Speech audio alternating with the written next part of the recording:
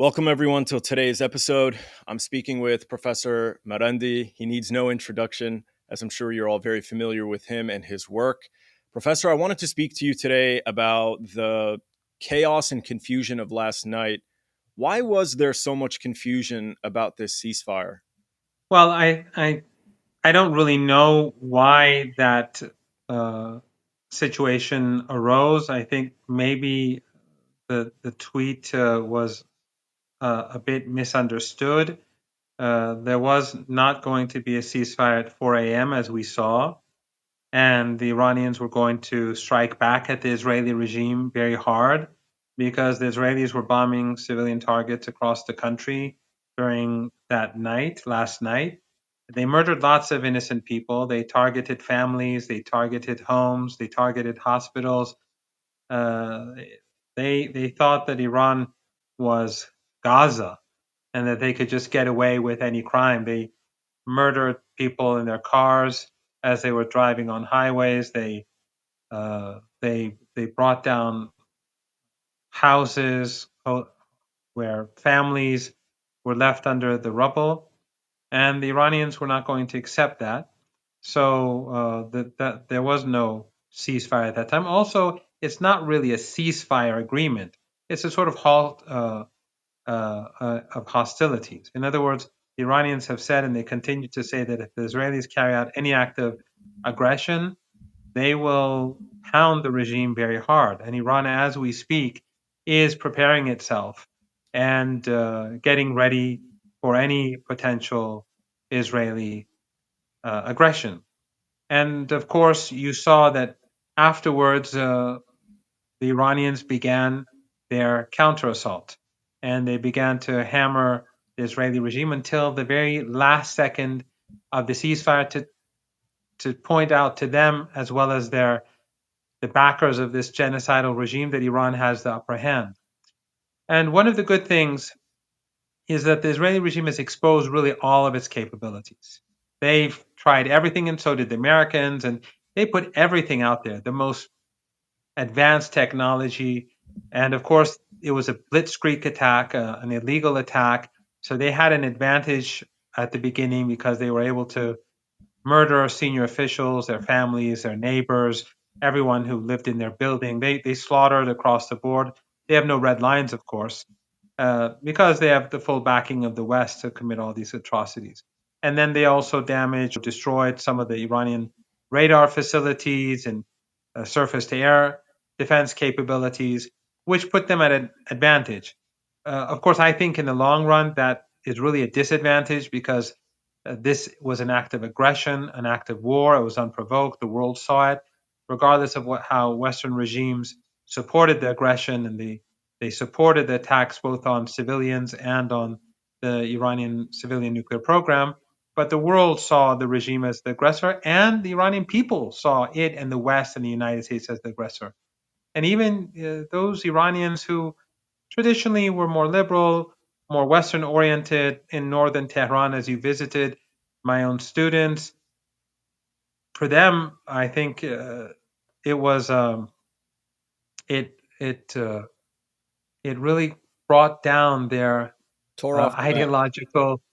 It destroyed their ideological framework, or the way in which they viewed the world, because some of these people viewed the West positively, Western regimes positively. They followed Western news, and then they saw, as Iran was many of them thought Iran was the problem always, but then they saw that as Iran was negotiating, the United States was being deceptive and deceitful, and that the Israeli regime threatening to, if it could, to have radioactive contamination uh, across Iran, if it was able to do so. Still, the West supported it. So that really, I think, changed the way in which many people in Iran viewed the West, and I think that will have long-term consequences. It united the country, and I think that the Israeli regime did a lot of damage, and the United States did a lot of damage to itself because the Iranians are more united today than I've ever seen them since the uh, years when Saddam Hussein was backed both by the United States and the Western Bloc and the Eastern Bloc in his aggression against Iran. The United States and the Israeli regime have failed on all accounts, and that they did not achieve so-called regime change, which was the ultimate objective. It's the nuclear program, as I've said many times before. It's simply an excuse. Human rights, women's rights, children's rights, global warming, whatever they throw at Iran, it's all just excuses. Their allies and they themselves are the real violators of human rights, as we see in Gaza. But they failed. They've united the country. The country fought back, despite the fact that the Israelis were able to murder people, senior officials and senior commanders, and destroy some of Iran's air defense capabilities. Um, and increasingly, the Israelis were on the back foot. And that's why Netanyahu was desperate to get Trump into the war. And at the end, we saw it was made public that Netanyahu was seeking a ceasefire. He was desperate for a ceasefire because he was losing. And since the Iranians felt that they had the upper hand and that they have achieved their purpose, and that was defeating the aggression and humiliating Netanyahu and showing that the Israeli regime is not at all invincible, because Iran was day and night firing missiles and they couldn't stop Iran. And the drones. One thing that we haven't been hearing a lot about were the drones that Iran was firing, and many of them were getting through. And those that didn't get through were costing the Israelis huge amounts of money to bring them down. What do you So, make of what do you make of Donald Trump's video this morning, where he's speaking to reporters and he seemed very frustrated. He dropped the f bomb, probably the first time a president has ever done so live on air in front of journalists. And then he put out a tweet or a post on Truth Social, where it seems like he's very frustrated with Israel. So, what did you make of that, especially in the context of this ceasefire and the fact that Israel's been trying to drag the U.S. into its own problems? well, I think it's pretty clear that the regime and the people around Trump were telling him that Iran will lose the war. They thought that the war would last 2 or 3 days and that Iran would kneel or that it would surrender. But the opposite happened. As I said, the country was united, the armed forces regrouped, Iran began to strike back. It could hit wherever it wanted, despite the fact that the Americans mobilized everything they had when it comes to air defenses to protect this ethno supremacist monstrous regime. And despite the fact that the West was collectively supporting it, they failed. And when Trump attacked Iran, it's still not clear how much damage was done to the nuclear program because the Iran's assets were obviously removed from these places in Isfahan, Natanz, and Fordow. And the important one is Fordow. Natanz and Isfahan are not that difficult to replace. Fordow, because of the way in which they dug it under a mountain, of course, it made it unique. But Iran's assets were removed, and it's clear that I don't have secret information. I've not spoken to anyone, but obviously the Iranians took everything out of Fordow before the Americans struck. So Iran has its scientists. A few scientists were murdered. One with his family just I think yesterday on a highway. They slaughtered him and his wife and his 3 children. But Iran has many scientists, it has universities, and the factories that are involved in Iran's nuclear program, they exist across the country. They're part of Iran's industrial base. So Iran has the science, Iran has the infrastructure, Iran has its key assets. And Fordo, we don't know if it's damaged or not. I don't know, and I'm sure the Americans don't know. So we'll have to see. But I think when Iran struck back at the Americans, in Qatar, they were sending a strong signal. They were saying that, look, we're prepared to go all the way if that's how you want it. But at the same time, Iran was doing it in a way so that it was not seen as provocative by countries across the global south, its friends in BRICS, because Iran does not want to bring down the global economy. Unlike the Israeli regime that wants to expand the war, the Iranians do not want the war to expand. but if they have to, they'll do so.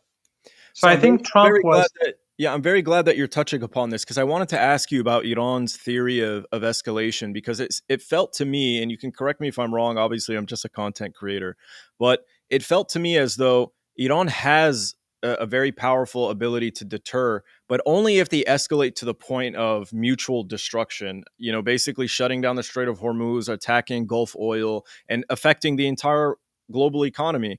And so while that's an effective means of deterrence, you can't get to that point unless it escalates to the point where it's just lost all control and it's very destructive. So people have been saying that if Iran were to shut down the Strait of Hormuz, this would affect China more than the United States. Is this true? What would it take for Iran to actually shut down the Strait of Hormuz and potentially affect Gulf oil in the region? Because we've seen a lot of lines crossed in Hmm. this war over the last 12 days. Iran, Israel and the United States disrespected Iran, attacked their sovereignty, murdered innocent people. What would it take to get to the point where you actually shut down oil and affect the global economy? Well, the Persian Gulf, uh, it belongs, half of it belongs to Iran. That's why it's called the Persian Gulf. So Iran has huge access throughout, from north to south. Iran has a strong presence and it has underground bases everywhere. So in any conflict with the United States, Iran would have the upper hand. It's not just oil and gas. The Iranians can strike American assets anywhere in the Persian Gulf region, and it's much easier than striking the Israeli regime because Iran doesn't have to use these long-range missiles or long-range drones. They can use medium-range and short-range missiles and drones, which are um, much more easy to move around, and also they have greater precision and they hit the target very quickly because the target is closer to home. So Iran has the ability to destroy the U.S. Navy or all U.S. bases in the region. But these are all steps in the escalatory ladder. First, let me get to the Israelis. The Iranians had the upper hand in the war. That's why the Israelis wanted a ceasefire. That's if the Israelis were satisfied with the way things were going, they would not have been begging for a ceasefire. Netanyahu would not have been pleading to Trump. Iran didn't speak with anyone. Obviously, Iran has no direct communications with the United States. Iran was continuing until it was clear that the Israelis, and it came public that the Israelis wanted this to end. So obviously, Iran had the upper hand, and we saw that specifically shown during the last couple of hours, where Iran was hammering Israel, and Israel sat back and had to take it. So, although the regime has no red lines, but Iran had the upper hand. With regards to the United States, you're right. The United States attacked. Of course, the United States was in this from beginning to end. They were supporting the Israeli regime offensively and defensively. So were the Europeans, and so were all regional countries, every single one of them. All American bases in Turkey, in Qatar, in the Emirates, in Bahrain, in Kuwait, all of them were being used to help the Israelis both offensively and defensively. And of course, Jordanian airspace, and Iraq, which doesn't control its airspace at all, it could do nothing about it. So the United States was using, and regional regimes and the Europeans, they were all in this together from beginning to end. Remember, when they were striking Iran's nuclear facilities, the IAEA refused to condemn it. The head of the agency refused to condemn it. Western regimes supported it. They said Israel has a right to defend itself. So it's like someone attacking you with a baseball bat, and then people saying, "Well, he has a right to defend himself." That is how ugly and disgusting the West is, and it's so open now. So the Americans, though, their only direct attack was when they attacked the Fordo and Isfahan and Natanz. But Isfahan and Natanz had already been struck, and as I said, Iran had already removed its assets because they were vulnerable always, and they weren't huge uh, places. The only real place that the Americans could damage was Fordo, and it's clear that I think that the Americans uh, told Iran beforehand that they're going to do this, just like Iran told the Qataris that they're going to strike before they fire their missiles. So that is escalation. But Iran, in a sense, did respond to the United States. How did it respond? In its relationship with the International Atomic Energy Agency. From now on, our relationship with that agency is going to be very different. We're no longer going to be giving them the sort of access and the sort of information that they would get before. We're living in a different world now, and we're going to be very more careful about our the information on our scientists who've been murdered and their families who've been murdered. Some of them. We're going to be more careful about information on our facilities. Iran can now go underground in different parts of the country, and no one, if they don't want to, no one would ever find out where they are. They could spread it out across the country. It's very simple for Iran. Very simple.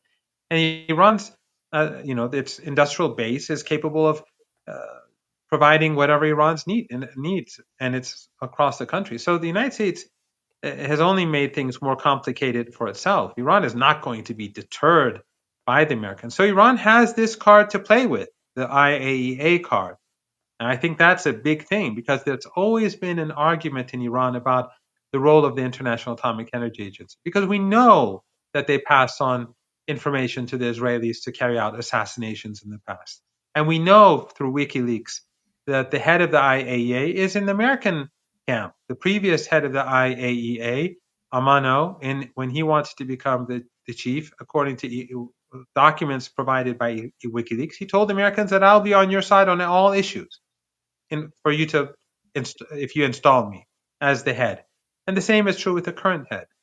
So that response, that Iranian response, bears weight.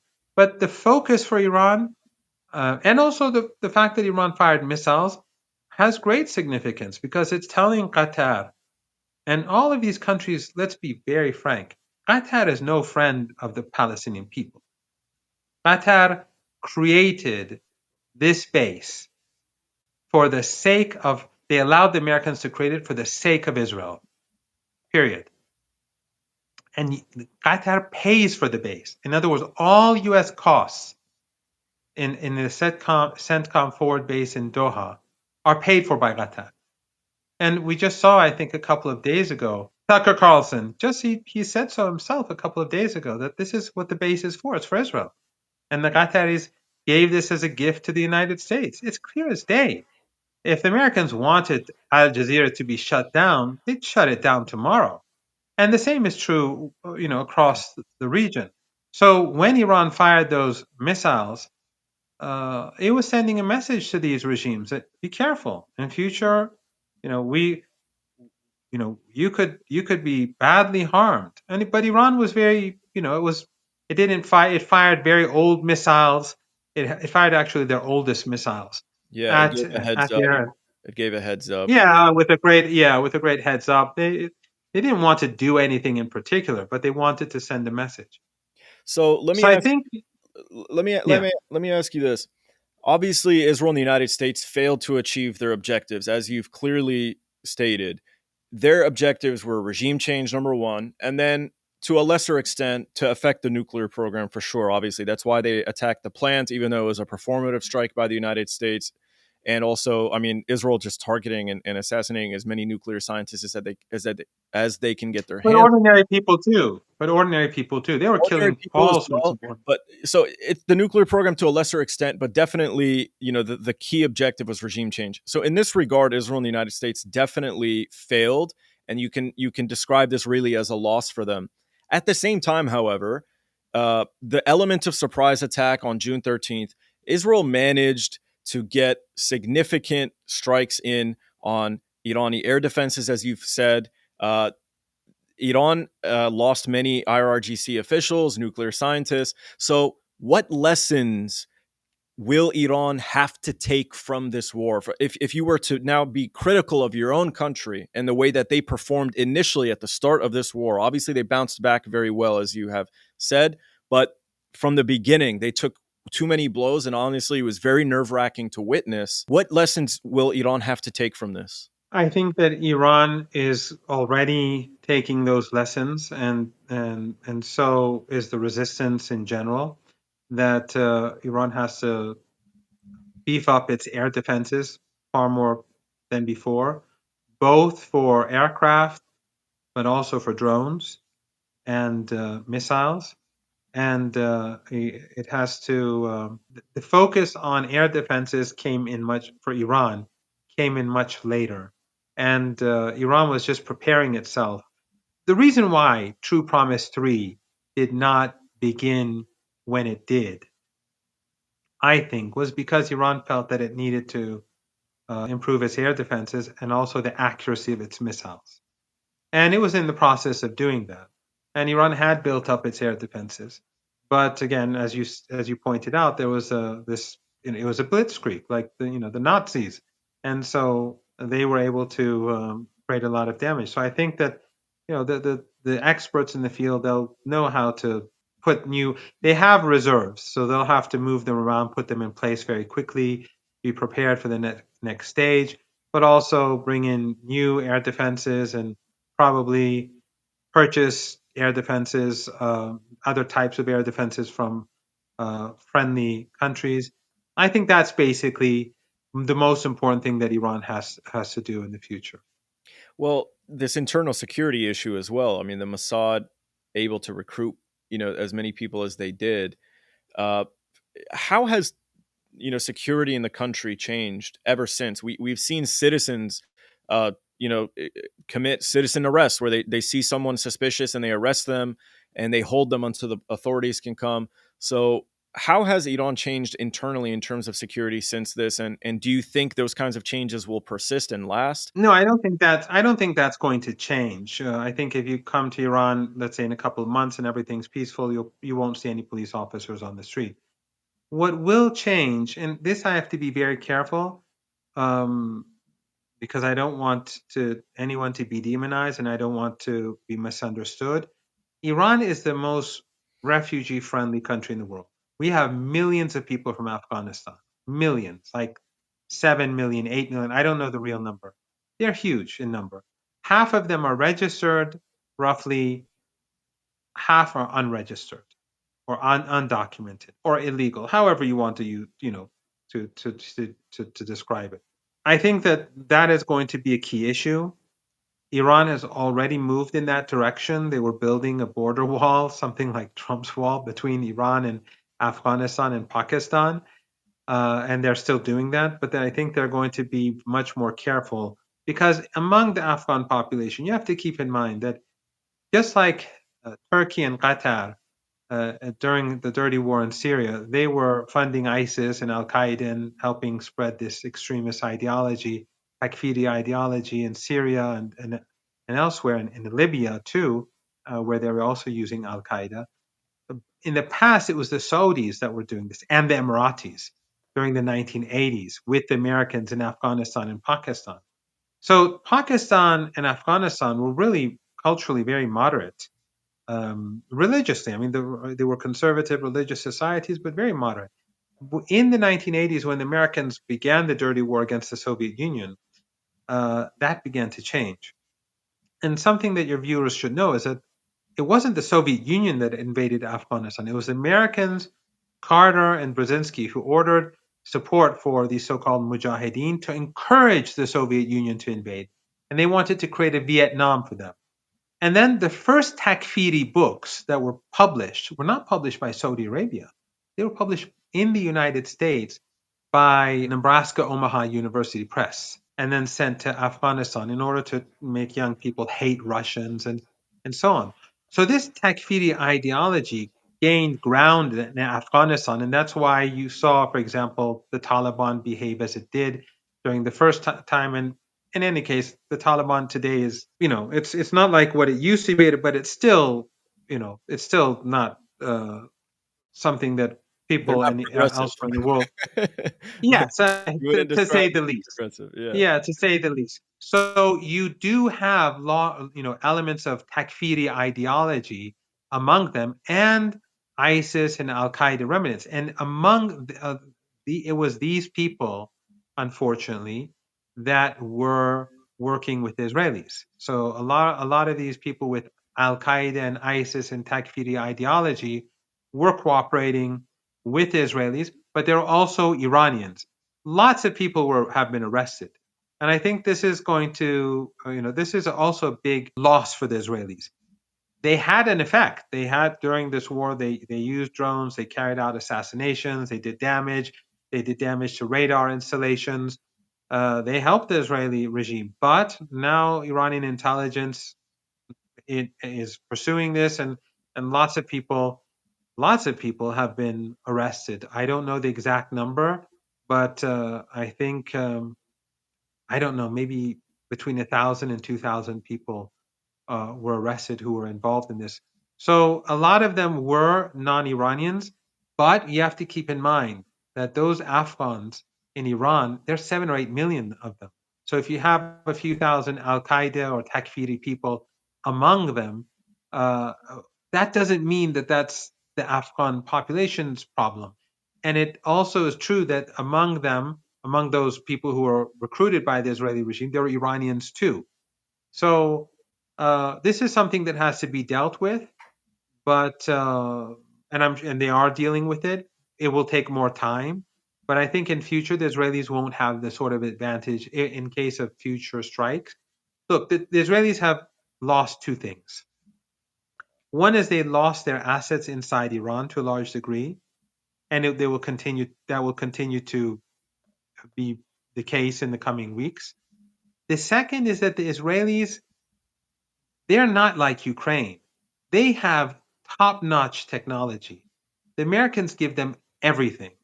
So Iran now knows everything that Israel has, all of its capabilities. And that will be key in the future. And I'm sure that information will be shared to the Chinese and to the Russians, and they will probably cooperate with Iran in dealing with it because that information for them is gold. And well, Iran in return can get gold. Yeah. So these two issues are going to be more difficult for the Israelis in future. But again, I'm not saying, as you know, that Iran had a clear win. It was a decisive victory. No, Iran suffered losses. Many people were murdered. Uh, significant damage was done. But without a doubt, Iran had the upper hand. The very fact that Netanyahu wanted a way out showed that Iran had the upper hand. Now, and I've seen online, some people say, well, Iran should have continued. It's not so simple. First of all, let's say we continue for another week. They'd kill more Iranians. Iran would hammer more cities. At the end of the day, there's going to be a ceasefire. What was important for Iran is that Netanyahu be seen as requesting a ceasefire. Two, the invincibility myth of Israel being shattered. So now it's both genocidal and it's no longer invincible. And the Iranians believe that this is going to be one more nail in the coffin for the regime. So even if it had lasted a week longer, it's not a one-way fight. It's a two-way fight. And the Iranians want to preserve their strength for future. So I think that the Iranians made the right decision to end it there. And also, Iran wants to, right now, Iran has huge sympathy across the world. Huge sympathy. I've never seen this before. People who are saying Iran is the hope of the world. People who, you would not believe approach me online or send messages and so on are saying this, that Iran is the hope of the world. And then you also have lots of governments that are now friendly to Iran, sympathetic to Iran, siding with Iran across the global south. Iran wants to preserve that because in order for Iran to defeat and the resistance to defeat and the axis of resistance to defeat the Israeli regime in future, we need a large coalition of countries and public opinion to be on the side of the resistance. The Israeli regime is not going to be defeated by being overrun militarily. It is going to be defeated when it is seen as no longer viable, when it is seen as too costly. It has already been delegitimized by the resistance, whether in Gaza or the West Bank or or Lebanon, through their sheer brutality and their monstrous behavior. Whereas even in the West, which is the most propagandized population in the world, people are seeing through this. And now militarily, Iran came out on top. It was not a knockout, but it was what do you call it? They call it in boxing a technical. A it was a technical defeat for the TKO. Yeah. yeah, whatever, yeah. So it was a defeat for the Israelis, and I think that was enough for the Iranians. I don't want to take up too much more of your time. I had like three more questions, but I don't want to keep It's you okay. much. Go on. Okay, so let me ask you this. What would it take for Iran to actually produce a nuclear weapon? Because there's been a lot of fierce debate online. People feel as though if Iran had a nuclear weapon, none of this would have been taking place. Obviously, Russia is an example of where even having nuclear weapons and the ability to deliver them anywhere in the world can still have conflict brought to its border. So, but still, we feel as though if Iran actually did have a nuclear weapon, that Israel would not have acted so aggressively out of fear because, as you've demonstrated, Iran can strike Israel virtually at any moment because of its missiles and its ability to slice through air defenses. What would it take for Iran to actually make a nuclear weapon? Look, Iran has reasons why it does not want nuclear weapons. One is the very fact that having a nuclear weapon makes other countries want to have weapons too. And we live in a neighborhood with full of family dictatorships, unstable regimes. It's not necessarily a good thing. You don't want to create an arms race. So that's A. B, Iran considers it as an immoral weapon. Now, I'm sure in the West they say, these mullahs, whatever. I think recent years have shown that if there's one country that's moral, it's Iran, and of course Yemen. All the others, they don't meet these standards. But Iran, during the war, when Saddam Hussein invaded and the West gave him chemical weapons, Iran refused to produce chemical weapons. Leaders came to the leader at that time, Imam Khomeini, asked him for permission. He said no. And the West even blocked Iran from purchasing gas masks. But in any case, Iran did not produce those weapons. Iran has been able to create and produce nuclear weapons for, I think, over 2 decades now. It's not difficult for Iran. But Iran has not made that decision because of these reasons. And I think this has given Iran the moral high ground.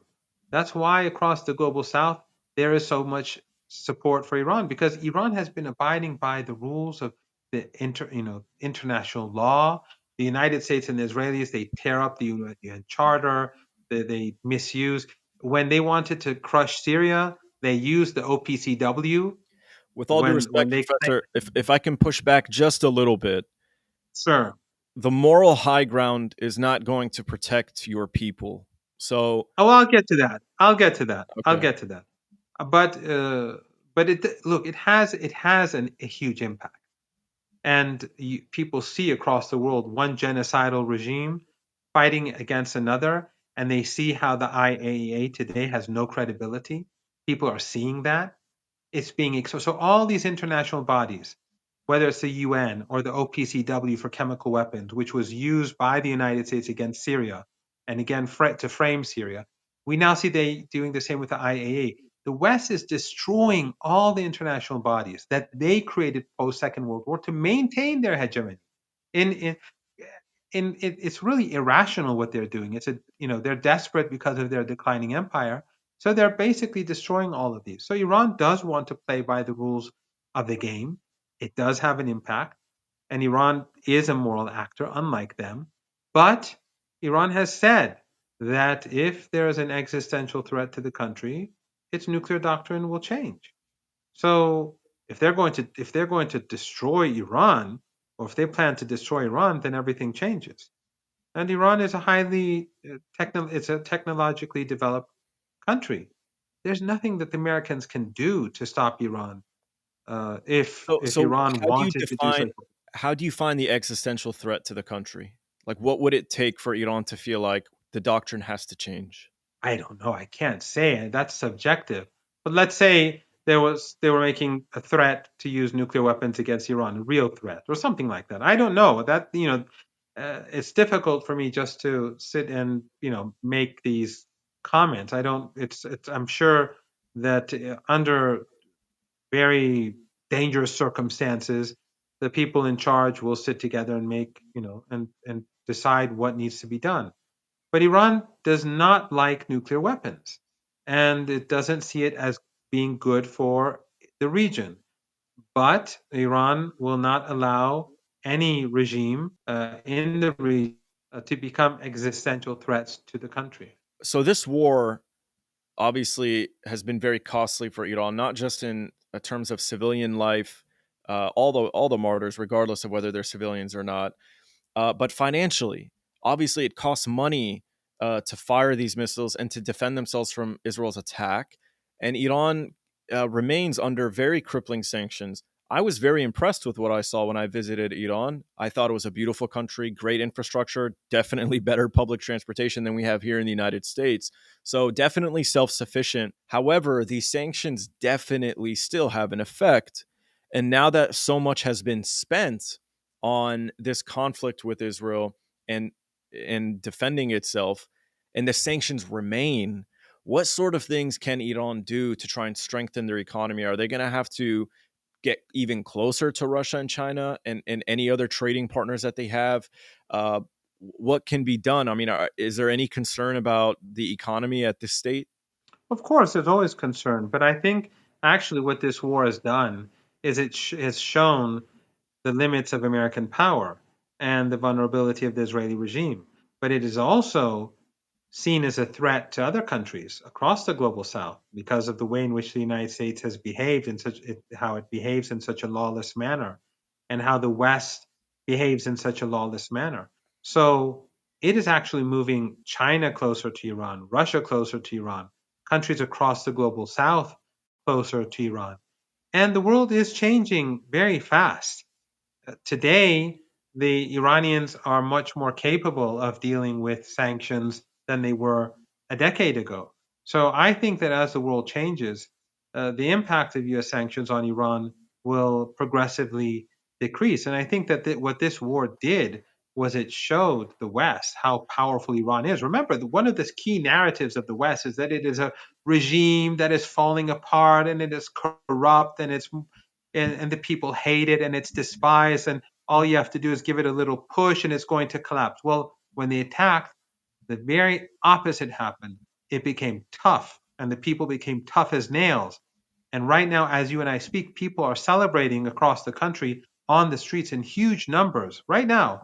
And during the fighting, during the war, people were on the streets just Friday under the threat of death and destruction by this criminal regime. They were on the streets of Tehran supporting the war. So Iranians have shown themselves to be strong. And this, I think, is going to have consequences for the future of the region, the future behavior of countries towards Iran. I'm optimistic about the future of Iran. I'm optimistic about the future of the regime. I'm optimistic about the future of Palestine. I think that the Israeli regime is approaching its death gradually. This was one more nail in the coffin, but it will take time. And I think Israelis will gradually come to the recognition that, after almost 2 weeks of war, their regime couldn't protect it, and nor could the Americans. In future, no one is going to invest in this country. It's not safe. And of course, those who have an ounce of decency and morality, they're not going to invest anyway. So, and many of these Zionists and others, they're going to be leaving the country, those who can find good jobs elsewhere where it's more safe. I don't see a future for the regime. It will take time, but I think it is approaching its demise. Professor Marandi, thank you so much for your time. I hope you and your family are safe. And inshallah, Tehran, all of Iran will be able to hopefully recover economically and, from the grieving and the loss of losing loved ones. And just know that many in America here support the Irani people. whether it's because of hatred for Israel and just wanting to see them be put in their place, or because of solidarity with the bravery of the Irani people who have decided to confront this bully, this aggressor in the region. So thank you so much for your time, and I look forward to speaking with you again. Thank you very much for having me. It was a great pleasure and an honor. Trust nothing. No law